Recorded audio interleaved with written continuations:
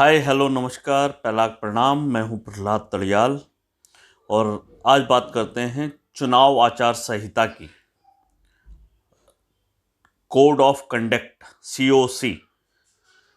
तो 5 राज्यों में चुनाव होने जा रहे हैं जिसमें उत्तराखंड, यूपी, पंजाब, गोवा, मणिपुर हैं। तो इलेक्शन कमीशन ऑफ इंडिया यानी कि भारत निर्वाचन आयोग ने 5 राज्यों में होने वाले विधानसभा चुनावों की तारीखों का ऐलान कर दिया है। यूपी, उत्तराखंड, पंजाब, गोवा और मणिपुर में होने वाले विधानसभा चुनाव में इस बार भारतीय इतिहास के चुनावों से काफ़ी अलग होने वाले हैं, क्योंकि ये चुनाव जो है कोरोना महामारी की तीसरी लहर की आशंका और उसके साए में ये चुनाव होने जा रहे हैं। तो इन 5 राज्यों में जो है चुनाव आचार संहिता COC कोड ऑफ कंडक्ट जो है लागू हो चुका है, जिसके तहत कुछ कड़े नियम इन राज्यों में लागू हो गए हैं, जिसके उल्लंघन पर चुनाव आयोग जो है त्वरित कार्रवाई कर सकता है। चुनाव ये जो COC है, कोड ऑफ कंडक्ट है, ये चुनाव के दौरान चुनाव मतगणना और उसके बाद चुनाव का जो रिजल्ट आउट हो जाएगा तब तक रहेगा। ये पाबंदियां तब तक रहेंगी, उसके बाद ये पाबंदियां ख़त्म हो जाएंगी। आपको बता दें कि आचार संहिता के दौरान राज्य की व्यवस्था एक तरह से चुनाव आयोग के कंट्रोल में आ जाती है। हर चीज़ के लिए चुनाव आयोग से अप्रूवल लेना पड़ता है। क्या होती है चुनाव आचार संहिता कोड ऑफ कंडक्ट?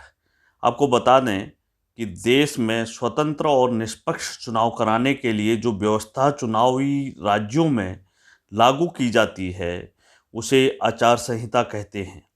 ये व्यवस्था चुनाव आयोग की तरफ से लागू की जाती है। आचार संहिता को लोकसभा, विधानसभा या फिर किसी अन्य चुनावों के दौरान लागू किया जाता है। इस व्यवस्था के दौरान चुनाव आयोग के नियमों का राजनीतिक पार्टियां या उनके नेताओं और स्थानीय सरकार को पालन करना होता है, और अगर नियमों का उल्लंघन होता है तो चुनाव आयोग उन पर कार्रवाई करता है। चलिए जान लेते हैं आचार संहिता के दौरान लागू होने वाले नियमों के बारे में।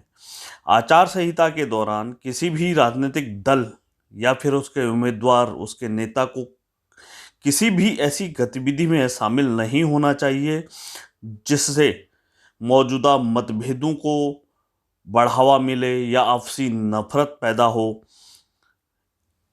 इसके अलावा विभिन्न जातीय समुदायों, धार्मिक भाषा या भाषाई तनाव पैदा करने वाली बयानबाजी पर भी रोक रहती है।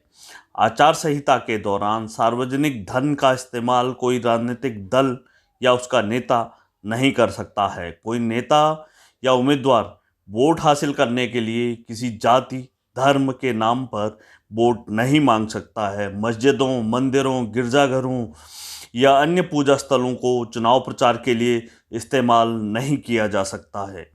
सभी दलों और उम्मीदवारों को उन सभी गतिविधियों से बचना चाहिए जो भ्रष्ट आचरण और चुनाव कानून के तहत आपराधिक श्रेणी में आती हों, जैसे कि रिश्वत लेना, मतदाताओं को डराना धमकाना, मतदाताओं का प्रतिरूपण करना, मतदाता केंद्र के 100 मीटर के भीतर प्रचार करना, सार्वजनिक बैठक करना। कोई भी राजनीतिक दल या उम्मीदवार अपने या अपने सपोर्टर को किसी व्यक्ति की भूमि, भवन, अहाते की दीवार आदि का उपयोग अपनी पार्टी के बैनर या पार्टी के झंडे को लगाने के लिए नहीं कर सकता है, बशर्ते उसका जो मालिकाना हक जो रखता है वो अलाउ ना करे। इसके अलावा नारा लिखना किसी की दीवार पे आचार संहिता का उल्लंघन माना जाता है। आचार संहिता के दौरान राजनीतिक दल और उम्मीदवार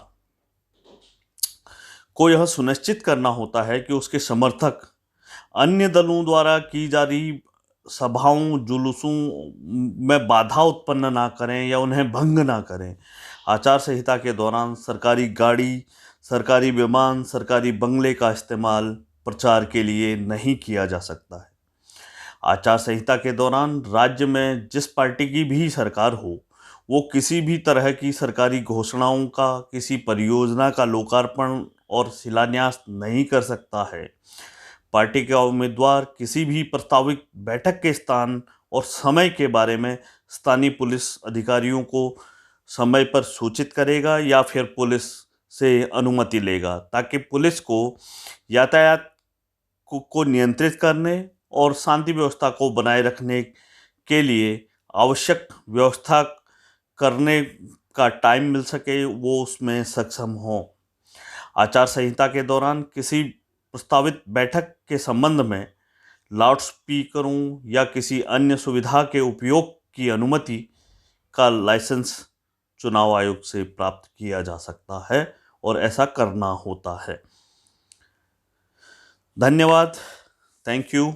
और इसी तरह के अपडेट्स के लिए हमारे चैनल को लाइक, सब्सक्राइब एंड शेयर करिए।